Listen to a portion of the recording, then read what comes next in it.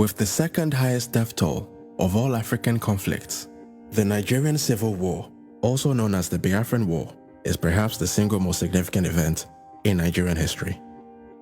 This 3-year conflict, which raged on from the 6th of July 1967 till the 15th of January 1970, would claim the lives of over 100,000 soldiers and an estimated 2 million civilians, as the Nigerian government, led by General Yakubu Gowon, fought to prevent the secession of the self-proclaimed Republic of Biafra, which was led by General Chukwuemeka Odumegu Ojukwu.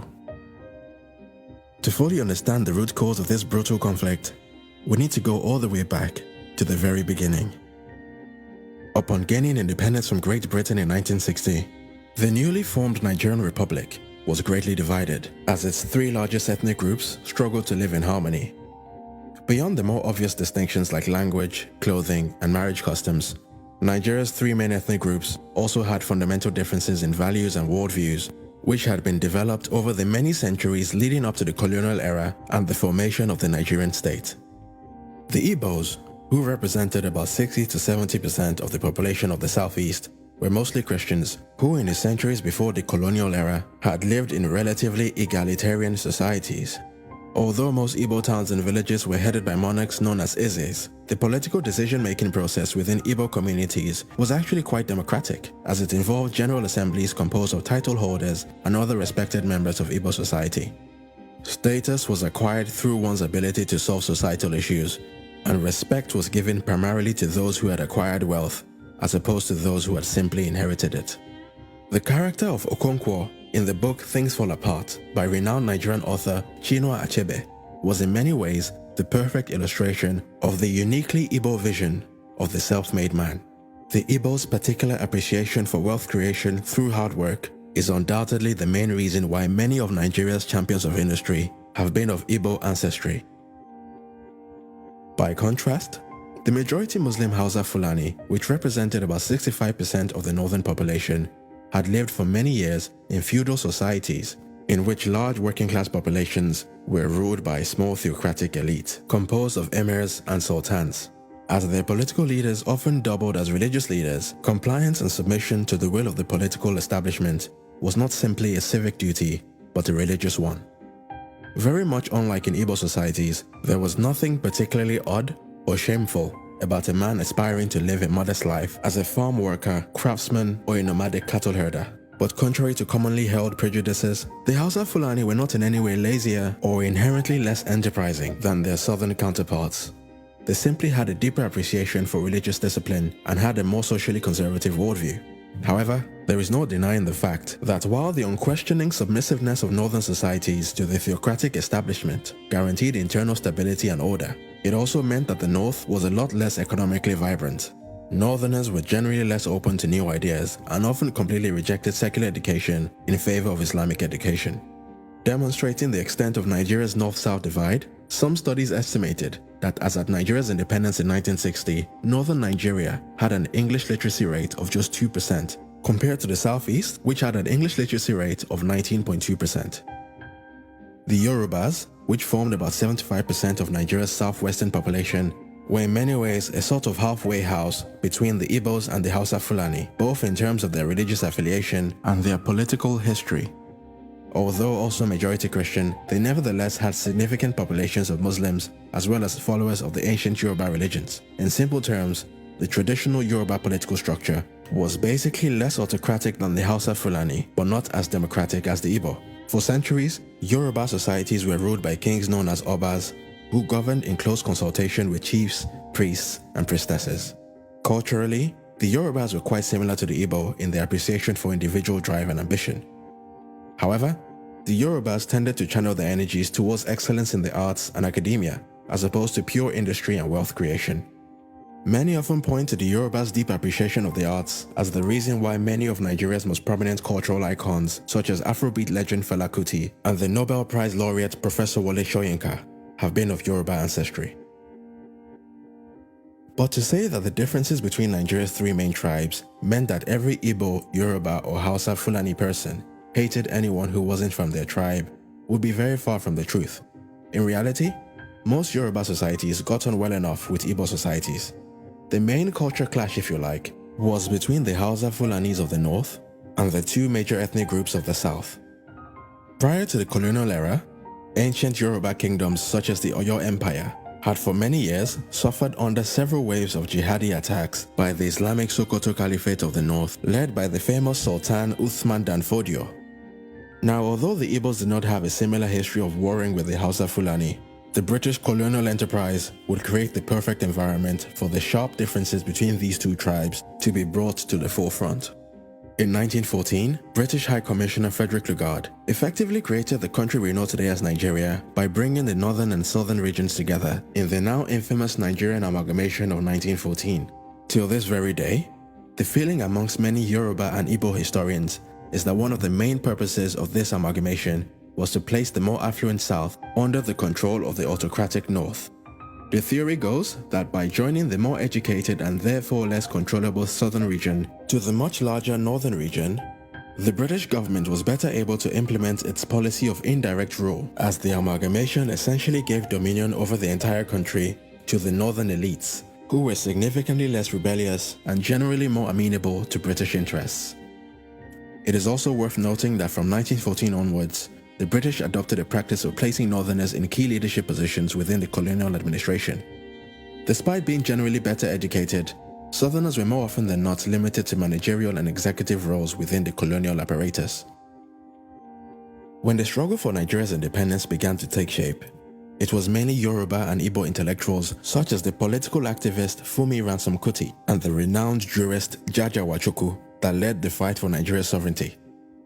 According to some historians, many of the northern elites were not at all welcoming to the idea of an independent Nigeria, as they feared that independence would mean losing the privileged positions that they had enjoyed under the colonial structure. The story goes that as a condition for them agreeing to support the push for Nigeria's independence, the northern leadership specifically demanded that the new nation maintain its colonial political structure. And even though it pretty much guaranteed a continuation of the North's dominance, the Igbo and Yoruba leaders, in their desperation to gain independence at all costs, agreed to the North's demands. And so upon its independence on the 1st of October 1960, the Nigerian state was divided into three geopolitical regions, in which a disproportionately large northern region was united with two smaller eastern and western regions. Nigeria's British-style parliamentary government was led by its first and only Prime Minister, Alhaji Abubakar Tafawa Balewa, the northern co-founder of his political party, the Northern People's Congress. Tafawa Balewa's NPC party governed in coalition with the Igbo-aligned National Council of Nigeria and the Cameroons, which was led by Nigeria's Governor-General, Dr. Nnamdi Azikiwe, the man who would later go on to serve as the ceremonial president of the First Nigerian Republic, which was established in 1963. The Yoruba-aligned Action Group Party, which was headed by Chief Obafemi Awolowo, played the opposition role. If unity was the goal, then the Nigerian state had gotten off to a very bad start. Nigeria's parliamentary system was a bit of a farce, as Nigeria's three main parties were not built around ideology, but on ethnic nationalism. With the vast majority of Nigeria's general population still largely unfamiliar with the Western-style democratic system of their new country, pretty much everyone voted based on ethnicity. The Southwesterners voted for the AG, the Southeasterners for the NCNC, and the Northerners for the NPC. And as the northern region was by far the largest constituency, the NPC was basically guaranteed control over Nigeria, as none of the other two parties could compete with the NPC's large northern voting base. As you can imagine, it was only a matter of time before the shoddy foundations on which the Nigerian state had been built began to show serious signs of strain.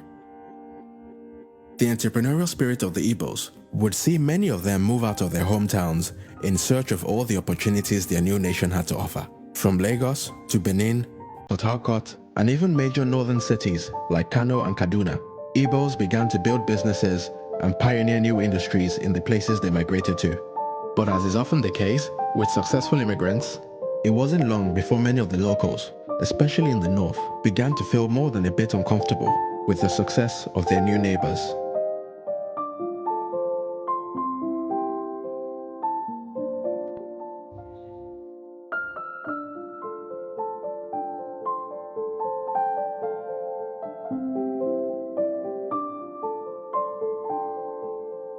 One thing I've noticed, Premier, while I've been here, is that Northerners seem to have, I might almost call it, obsession about the Igbos. Could you perhaps explain that to me?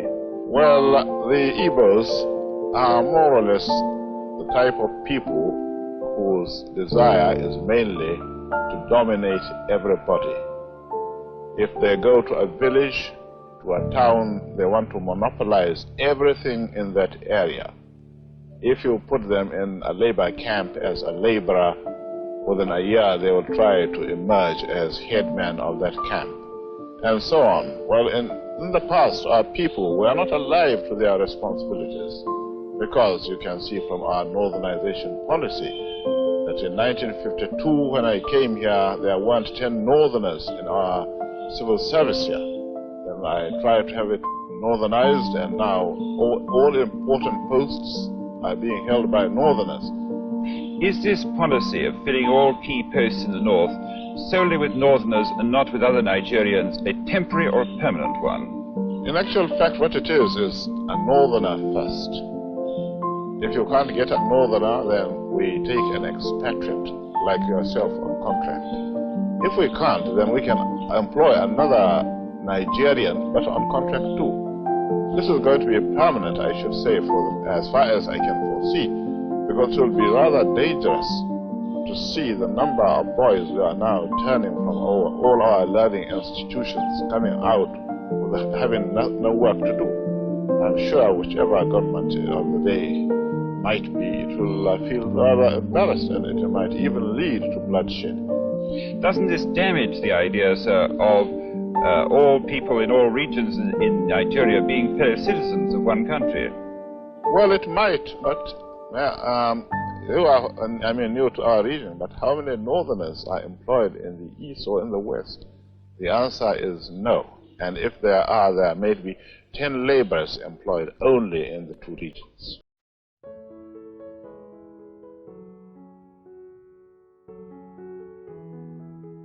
It was against this backdrop of rising anti-Igbo sentiment in the north that the chain of events that ultimately led to the Civil War would begin to unfold. By as early as the year 1966, most Nigerians had already begun to resent the ruling elite for their lavish lifestyles and lack of sensitivity to the concerns of the masses. Rumors about vote rigging, corruption, and backdoor deals between politicians and foreign companies began to spread, and there was a general sense of discontentment in the air. Deciding that enough was enough, Major Chukwuma Kaduna Nzeogo, an Igbo officer in the Nigerian army, instigated a revolutionary coup against the federal government.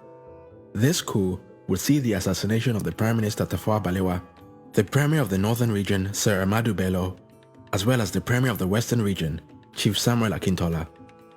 But rather suspiciously, the President, Dr. Nnamdi Azikiwe, would manage to escape the bloodbath as he was out of the country on holiday when the coup took place. But despite the execution of many key members of the government, the coup led by Major Nzeogo was ultimately unsuccessful, as it was quashed by a different faction of the Nigerian army, led by Major General Johnson Aguiyi Ironsi, who, interestingly enough, was also of Igbo ancestry. After managing to secure the surrender of the coup plotters, Aguiyi Ironsi was declared military head of state. But even though both the instigator and the stopper of the coup were of Igbo descent, various conspiracy theories began to spread in the north, suggesting that the entire thing was all part of an undercover master plan to put General Aguiyi Ironsi in power and transfer control of Nigeria over to the Igbos. Oddly enough, there was actually a fair bit of evidence in support of this theory.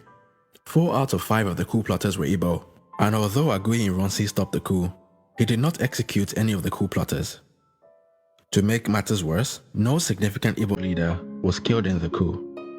President Nnamdi Azikiwe had avoided all the drama thanks to his suspiciously timed holiday, while Michael Opara, the Premier of the Eastern Region, had also managed to survive the coup, even though he did end up losing his job to Colonel Chukwuemeka Ojukwu, the man who would later go on to lead Biafra's attempt to break away from Nigeria.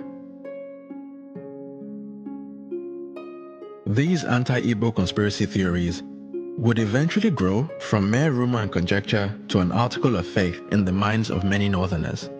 And on the 29th of July 1966, a group of Northern Army officers instigated a counter-coup against the Ironsi administration. Unlike the previous one, this coup was successful. Major General Aguiyi Ironsi was assassinated, and Lieutenant Colonel Yakubu Gowon, a northerner, was installed as Nigeria's new military head of state.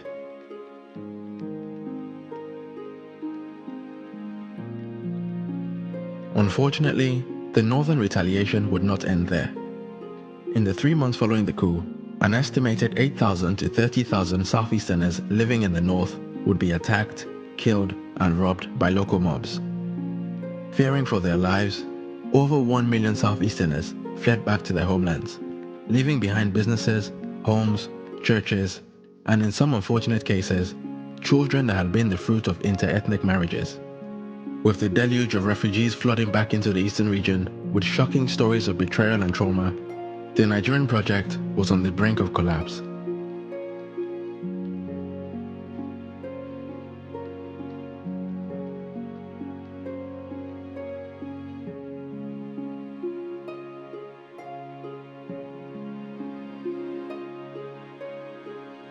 As many Easterners no longer felt safe in other parts of Nigeria, the military governor of the eastern region, Colonel Ojukwu, began to call for Igbos from all around Nigeria to return home. Rumors about the eastern region's impending breakaway from Nigeria became front-page news after it was reported that a plane carrying imported weapons had crashed in the eastern city of Enugu. Knowingly or unknowingly, Colonel Ojukwu essentially confirmed all rumors with a series of rousing criticisms of the Gowon administration's failure to provide adequate protection to the thousands of Igbos who were being attacked and killed by people they imagined were their fellow citizens. With tensions at an all-time high, General Yakubu Gowon and other key members of the government agreed to meet with Colonel Ojukwu at a neutral location so that both sides could try to de-escalate the situation. This 2-day meeting will take place in the Ghanaian town of Aburi from the 4th to the 5th of January 1967. To Gowon's great surprise, Colonel Ojukwu took the meeting very seriously and was very well prepared. He set out very clearly all of the eastern region's demands, which included greater political autonomy, greater control over the revenue from the southeast oil deposits, and also a restructuring of the Nigerian army in a way that devolved powers to the regions and got rid of the unfair recruitment quota system, which had allowed for a disproportionately large number of northerners to join the Nigerian army. Although many still debate what exactly was agreed at this meeting, General Ojukwu left Aburi fully convinced that Gowon had accepted all of the eastern region's demands. This controversial agreement, known today as the Aburi Accord, was not honored by the Gowon administration.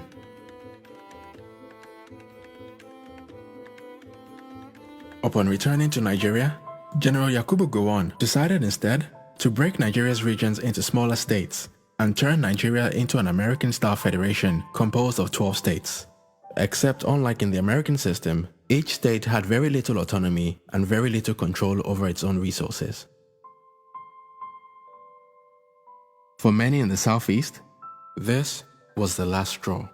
With the Gowon administration having put its cards on the table, Colonel Ojukwu's mind was made up. He proceeded to consult with the various chiefs and traditional rulers of the eastern region, and on the 30th of May 1967, Ojukwu officially announced the secession of the eastern region and the establishment of the state of Biafra. And with the support of many key members of the southeastern leadership, Colonel Ojukwu cut all ties with the Nigerian army and was proclaimed General Ojukwu, Biafran President and Commander-in-Chief of the Biafran Army. The declaration of Biafra's secession was celebrated in the streets. For many, the establishment of Biafra was a long-awaited restoration of the pre-colonial sovereignty of the region and the beginning of a bright new dawn for its people. But unfortunately, the celebrations would be short-lived, as the Nigerian government's response was to declare war on Biafra. And although the Biafran army had no air force, no navy, and a chronic shortage of weapons and manpower, General Ojukwu was surprisingly optimistic about his new nation's ability to withstand the Nigerian army.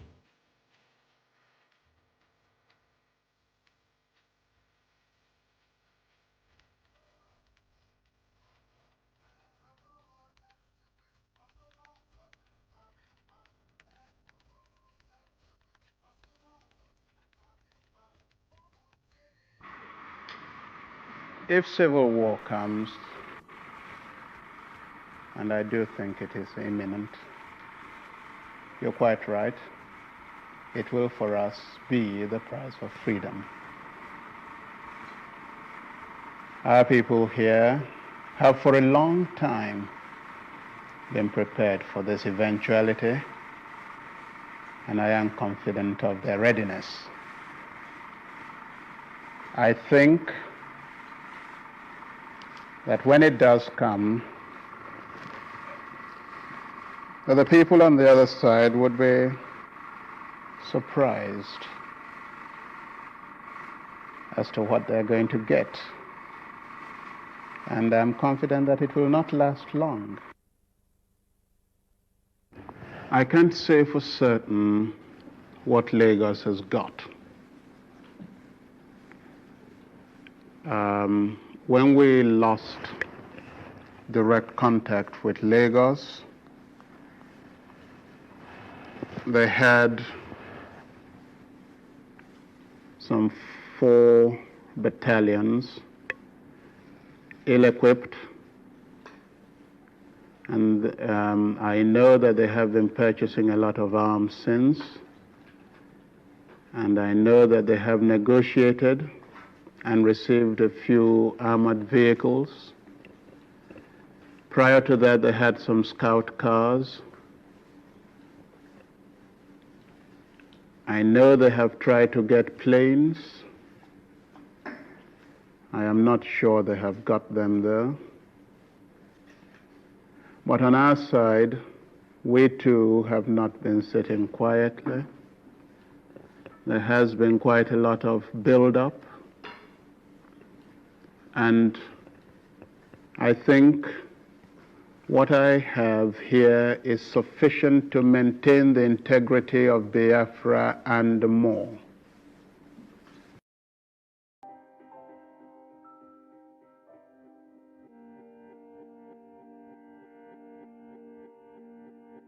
But putting aside General Ojuku's confident fighting talk, the reality of the matter was that Biafra was by far the underdog in this fight. The Nigerian military was larger, better funded, better trained, and had secured the support of Britain and other world powers. The expectation in Lagos was for the war to be over within a matter of weeks, or in the very worst case scenario, 6 months. But much to the surprise of the Nigerians, the Biafran army would prove a lot more resilient than they could have ever imagined. Despite being composed of a largely untrained and unskilled group of young men and teenage boys, the Biafrans would manage to withstand the Nigerian onslaught for 3 brutal years.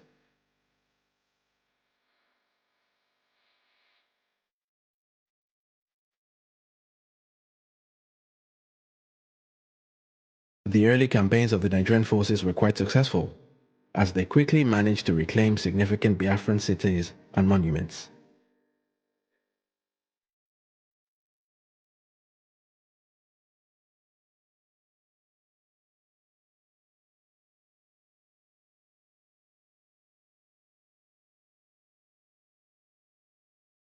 But after nearly a year of fighting, the war reached a stalemate as the Biafran army began to stand its ground and maintain control of key cities and towns.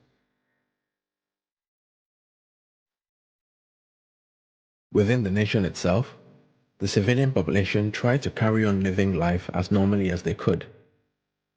With most of the men and boys on the battlefront, it was up to the women to manage the day-to-day running of the country. But as the war raged on, any hopes that the civilian population had of continuing to live their normal lives began to fade away. With both sides unable to reach an agreement, despite several attempts at peace talks, including one in Ethiopia presided over by Ethiopian Emperor Haile Selassie, the Gowon administration came to the very reckless conclusion that the only way to break the deadlock would be to trigger its nuclear option.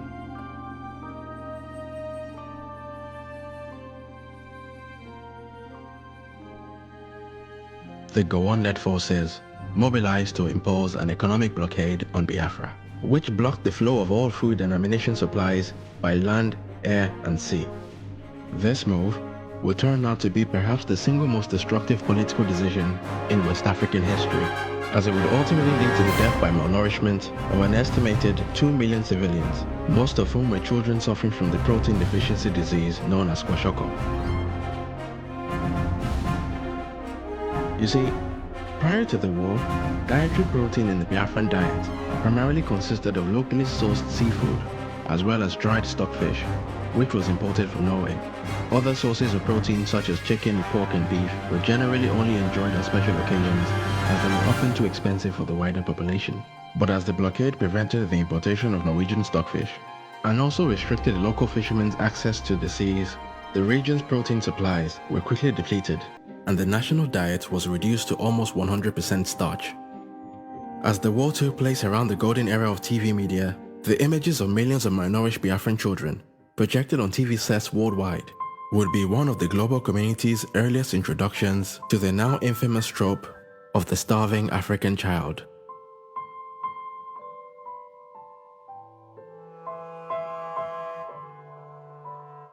Although the Nigerian government strategy was indefensible, it is important to point out that the government's supposed reasoning at the time was that the blockade would be nothing more than a short, sharp shock, and that General Ojukwu, seeing the immense suffering of his people and the dwindling ammunition of his frontline soldiers, would have no other choice but to surrender.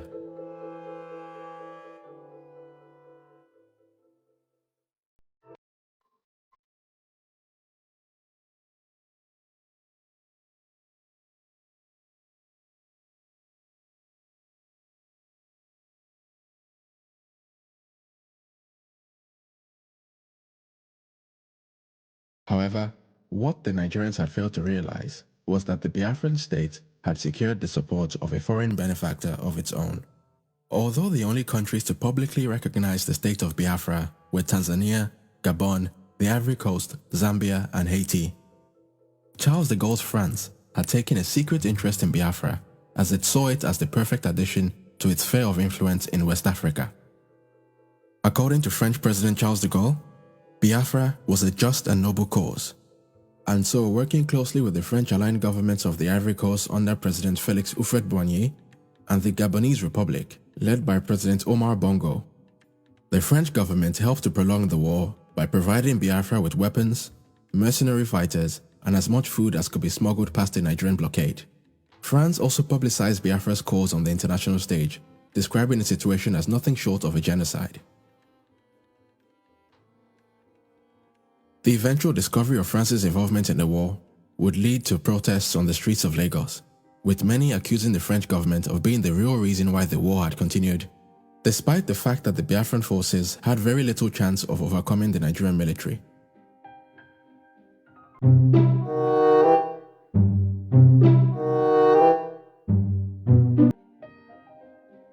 But did France really get involved in the war simply because Charles de Gaulle considered Biafra to be a just and noble cause? Well, not exactly. France's involvement was all about economics, and had very little to do with some romantic desire for the Biafran people to share in the French ideals of liberté, égalité, and fraternité. Later investigations will show how the French state-owned oil company ELF had secured lucrative drilling agreements with the Biafran state. Had Biafra successfully seceded from Nigeria, these agreements would have guaranteed ELF access to the equivalent of 7% of Nigeria's oil supply, and given the French government a nice slice of the Nigerian pie, which since the discovery of oil back in 1956, had been enjoyed solely by the Shell BP oil company. Although the French government tried to keep its ties to Biafra secret, General Ojukwu did very little to hide his country's French connection. From as early as the first year of the war, General Ojukwu had already begun to suggest that French would be made compulsory in Biafran secondary, technical, and teacher training schools. In his own words, he was very keen for his people to benefit from the rich culture of the French-speaking world.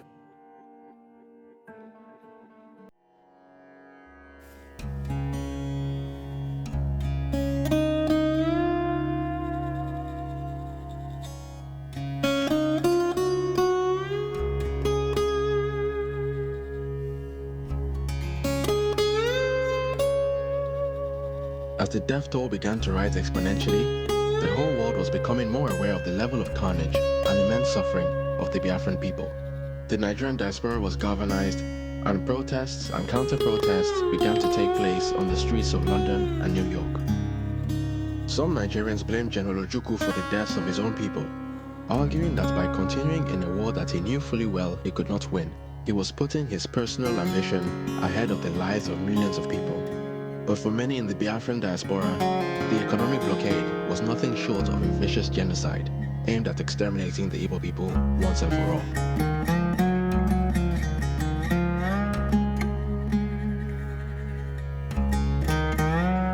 Another accusation that was thrown at General Ojukwu was that the only way he managed to cajole his army and his people to continue in the fight for Biafra was by reporting stories of false victories and by giving false guarantees about the imminent end of the war.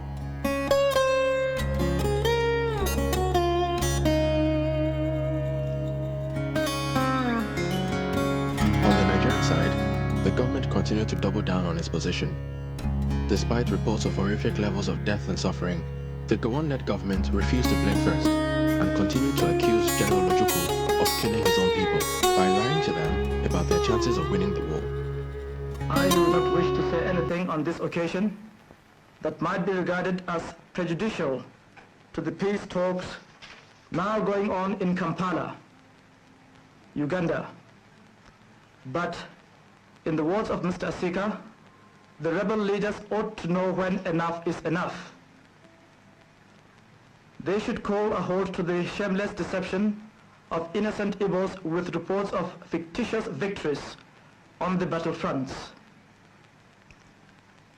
They should appreciate that the so-called diplomatic recognition by dubious characters cannot, in the least, alter the course of Nigerian history.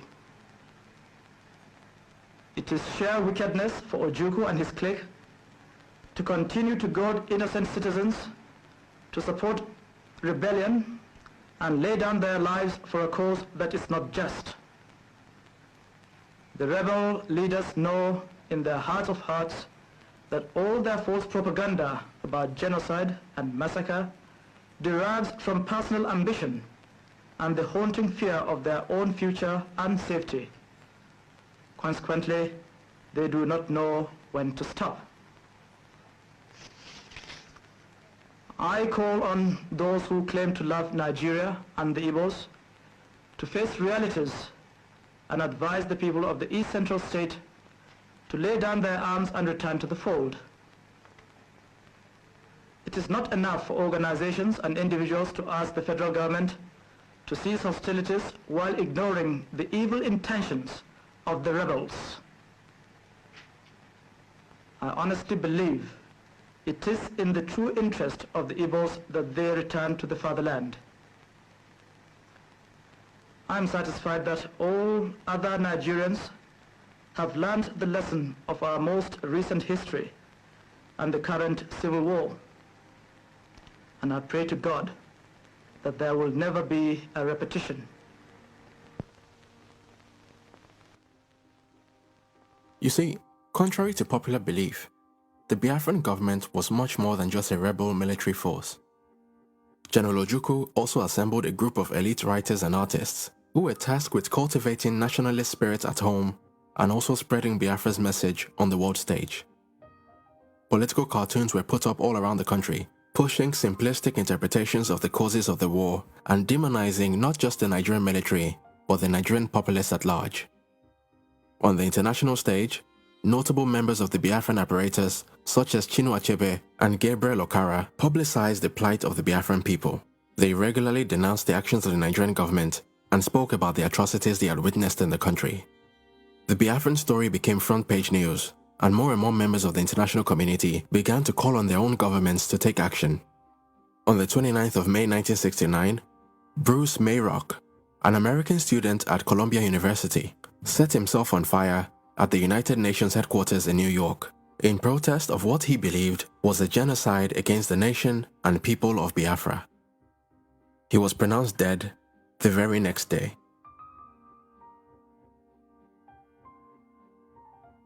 With more and more of their own citizens calling for political intervention, the response from Nigeria's international backers was to ramp up their military support for the Nigerian forces to help them break the Biafran resistance once and for all.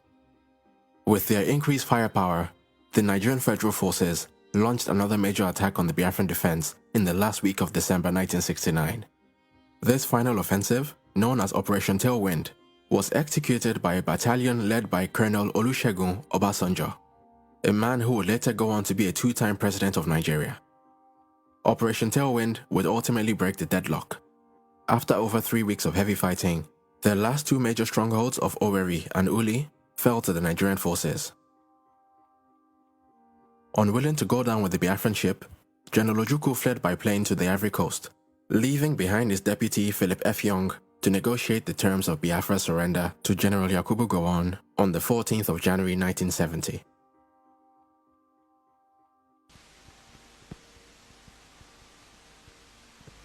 The so-called rising sun of Biafra is set forever. It will be a great disservice for anyone to continue to use the word Biafra to refer to any part of the East Central state of Nigeria.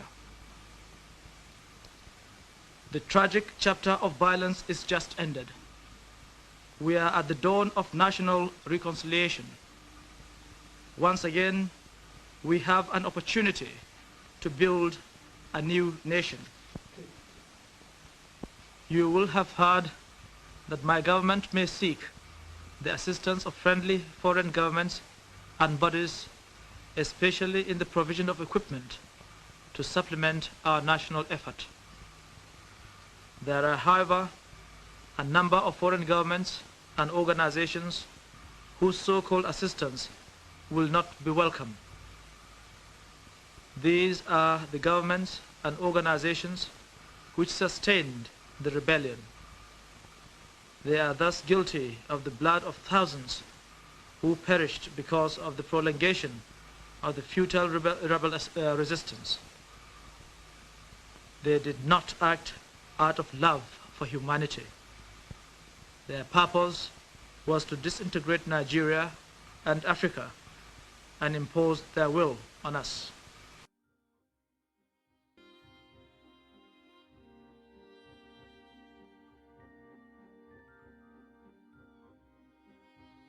To say that the Nigerian government did not do enough to bring healing and reconciliation in the years following the war would be a gross understatement.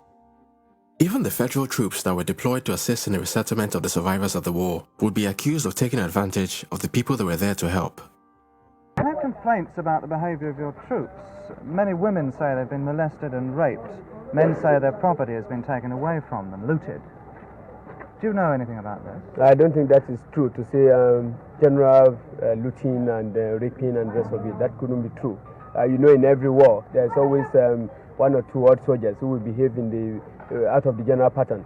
And well, I won't deny that there will be cases of this. And you do realize that it's not very easy for officers to be there all the time to check this type of thing.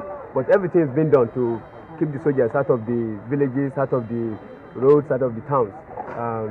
But here in the center of this town, Colonel, I've personally seen soldiers taking household gear away from people's homes, loading it onto trucks and driving away. A sergeant major stopped one truck and made them take some stuff off. That sometimes we carry refugees with their belongings from the towns to the villages. Yeah. This could be.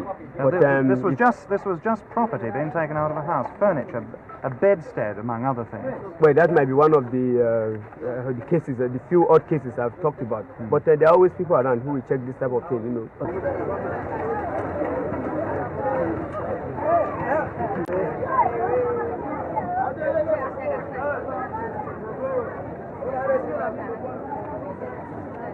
Have the federal troops behaved badly since they came here? Have they beaten people? That's seizing of their things. Seizing of their properties. They seize property? Properties, and they're forcing some girls and ladies. They are forcing them. Forcing themselves on girls and ladies? Forcing them. Taking some wives from people try to do something in their lives. Have they been killing people? No. They don't kill civilians.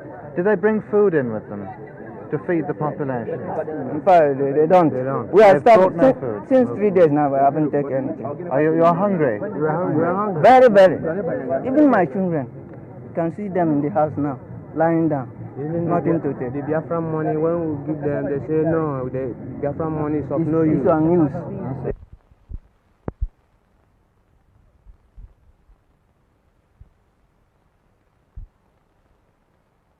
Do you know anything about raping or looting? No, I know nothing about that.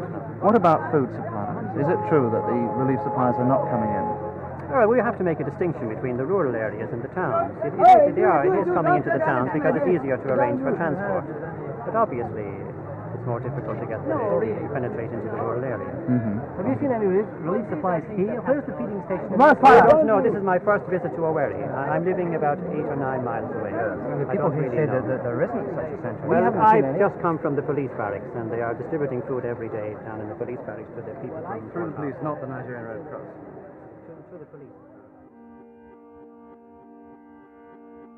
The war had left millions of Igbos homeless, bereaved, and unemployed. To make matters worse, Nigeria had changed its currency during the war, and so the many Easterners who still held the old Nigerian currency were left in a very precarious position. The man who was tasked by the Gowon administration to rectify the problem was the former opposition leader, Chief Obafemi Awolowo, who at the time was Nigeria's Commissioner of Finance. His solution was to simply award every Easterner a grand total of 20 Nigerian pounds, regardless of how much money he or she had in their bank account prior to the war. For obvious reasons, this policy was seen as a deliberate attempt to cripple the economic recovery of the Igbo middle and upper classes. It was also at this time that the Gowon administration passed the controversial indigenization decree, which basically forced all foreign-owned companies operating in Nigeria to sell a proportion of their shares to Nigerian citizens. With many Igbos left with just 20 Nigerian pounds to their name, the main beneficiaries of the indigenization policy were the wealthy Yoruba and Hausa Fulani elites. Even till today, the wealth of a few of Nigeria's most prominent Hausa, Fulani and Yoruba families can be traced all the way back to shares that were acquired under Gowon's indigenization policy. A whole 50 years have now passed since the end of the Civil War, but the ghost of Biafra continues to haunt the Nigerian state. Just 1 year after the death of General Ojukwu in 2011, a group known as the Indigenous People of Biafra, or IPOB for short, became the latest among several post-war Biafran secessionist movements that have tried to lead a second Biafran breakaway. The response from the Nigerian government has again been very heavy-handed, showing how little has been learned from the mistakes of the war. The IPOB leader, Nnamdi Kanu, has been arrested and harassed numerous times by the Nigerian state, which has only helped to energize his base and build his cult-like following. The Biafran question now occupies a menacing position in Nigeria's political terrain, and with each passing day, it is becoming very clear that the Nigerian government can no longer continue to sweep the matter under the carpet. The IPOB are not the only independence movement threatening to break the Nigerian Union. The oil-rich Niger Delta region, which despite being the source of Nigeria's wealth, remains one of the most underdeveloped regions in the country, has for many years been riddled with militant separatist groups such as the Niger Delta Avengers and the Niger Delta Greenland Justice Mandate. Similarly, for many years, a number of groups in the Yoruba heartlands have been calling for the creation of a separate Yoruba state that would be known as the Oduduwa Republic. The one thing that unites all of these groups is the strong belief that nothing has really changed since colonial times. In other words, the only group that still has a vested interest in the continuity of the Nigerian Union are the northern elites. And in all honesty, it doesn't take a rocket scientist to understand why this view is so prevalent. There is no doubt that a breakup of Nigeria would most likely lead to economic ruin for a lot of rich and powerful northerners who could potentially find themselves left behind in a landlocked country with no access to the sea, no oil revenue, and a large undereducated population, of which an estimated 50% of women have no formal education. When Frederick Lugard created Nigeria back in 1914, it was arguable that he had no idea how badly the Nigerian project will turn out. But what has become very clear over a century later is that Nigeria in its current state just does not work. For a country as large and as diverse as Nigeria, the concentration of power in the Nigerian federal government is a recipe for disaster. With large sections of its population continuing to express feelings of marginalization and disconnection from the federal government, many have been putting forward the very sensible case for a restructuring of the country in a way that devolves power from the federal government to the various regions. This would mean giving each region power over their own resources and a greater ability to decide their own destinies. But while the idea of devolving powers from the federal government may be good for Nigeria as a whole, it would obviously mean a loss of power for those who benefit under the current system. For obvious reasons, these vested interests are the biggest stumbling blocks preventing any sensible conversation about the state of the nation. For the sake of the many innocent and peace-loving Nigerians, one can only hope and pray that the Nigerian establishment chooses to loosen its tight grip on power before it's too late.